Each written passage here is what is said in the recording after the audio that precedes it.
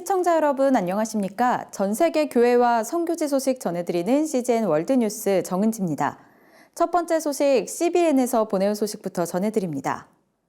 우크라이나의 수도 키이우와 그 주변 지역을 향한 러시아의 공격이 계속되고 있습니다. 많은 사람들이 피란을 떠났지만 아직 현지에는 많은 사람들이 남아있어 이들을 위한 기도와 지원이 절실한 상황입니다. 우크라이나에서 취재 중인 기자가 자세한 소식 전해드립니다. Yeah, Wendy, we are about 60 miles southeast of Kyiv, the capital city. I'm here with Orphans Promise. They're taking this van to Brusiliv. It's filled with diapers, with blankets, medicine, food.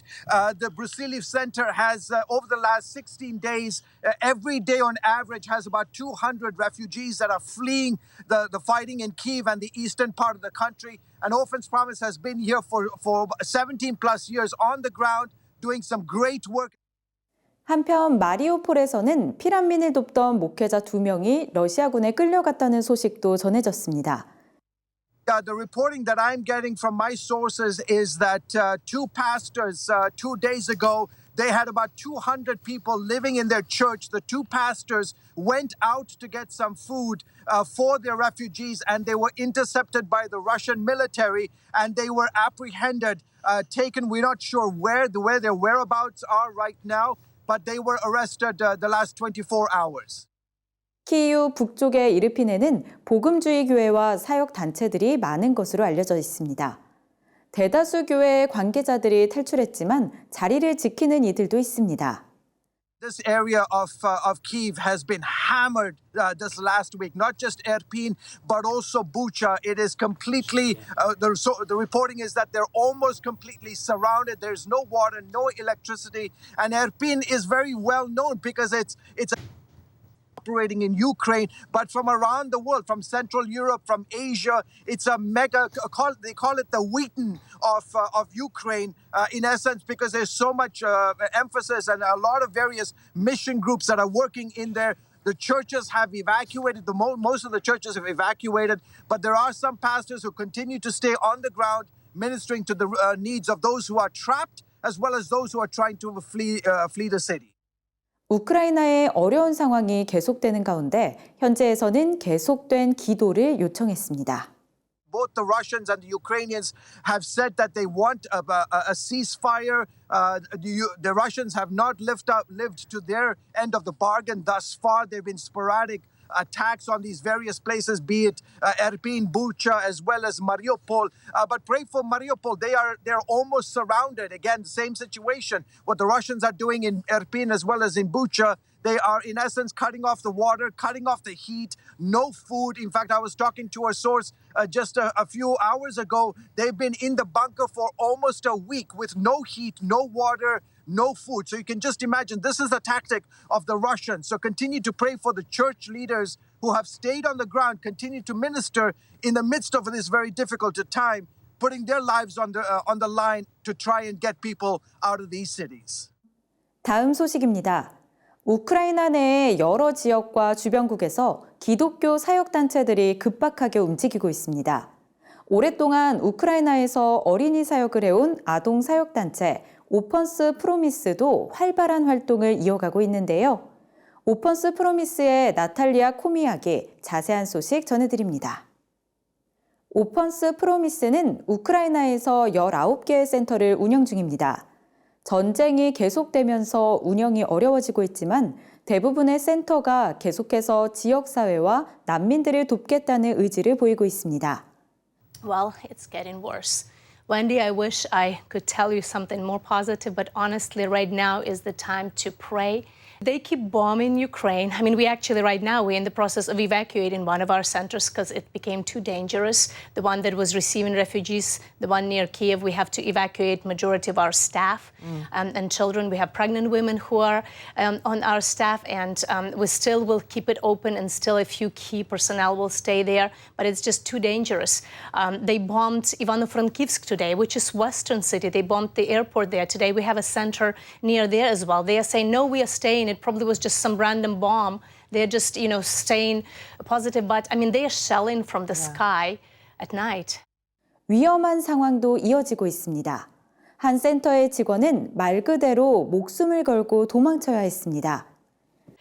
She texted and she was just asking for prayer because she said, I need to explain to my 6-year-old what he's just seen. They were bumper to bumper, escaping during the day through the woods from an area near Kiev. And there were 4 cars in front of them, and all of a sudden they stopped. I mean, they were going slowly, but the cars stopped, and Russian soldiers came out and just started shooting at the cars. And she said, as we were turning around, we watched the car in front of us. They shot the man and the woman in the car. They threw the child out. And she said, we just escaped for dear life. And this was just today, and she texted and she was saying, just pray for us because they are in safety right now. The curfew is about to start at night, and they are like, we are heading west. 그럼에도 오펀스 프로미스는 아이들을 섬기고 우크라이나인들을 돕습니다.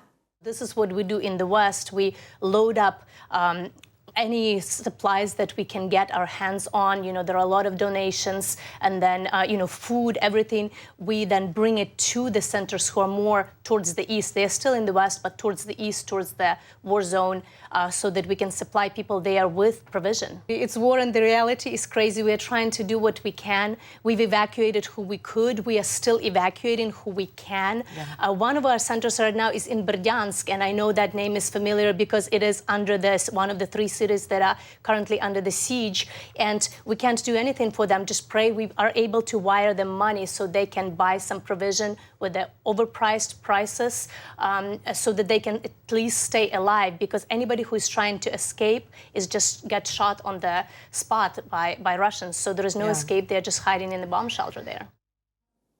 러시아의 우크라이나 침공으로 제2차 세계대전 이후 유럽에서 볼 수 없었던 난민 위기가 닥쳤습니다. 우크라이나 난민 대다수는 폴란드를 비롯한 이웃 국가로 탈출했습니다. 유엔은 지금과 같은 추세라면 우크라이나 난민이 더 많이 발생할 수 있다고 우려했습니다. 이런 가운데 기독교 구호단체 오퍼레이션 블레싱은 폴란드 국경에서 난민들을 물심양면으로 섬기고 있습니다. 많은 가족들이 우크라이나를 떠나 폴란드로 피했습니다. 오퍼레이션 블레싱은 피라노 이들을 돕기 위해 국경 지역에서 사역하고 있습니다. Меня зовут Надежда, это мои дети. Илья, ему 9 лет, и Марьяна, ей 5,5 лет. Мы из Украины, из Западной Украины, город Луцк. Жили там, у нас все было, мы дом строили. Взяли с собой какие-то деньги, взяли вещи, взяли, потому что его не выпускают за границы. Мужчин от 18 до 60 лет не выпускают. Он провел нас, и мы с церкви, с группой людей приехали сюда. My name is Hasmik, or Jasmine, from Kiev, Kiev district. And I never can imagine that in Ukraine can be war. And now, because of this Putin, we have this war, and we can't understand why. Еще там 1,5 недели назад никто не думал, что вообще война будет. Мы до последнего не верили, что она будет. Но вот есть то, что есть. Надежда на Господа и на то, что Он убережет. 이들은 폭격으로 인한 공포를 생생하게 겪으며 탈출했습니다. We have in front of our home apartment very big place, and they bombed this building.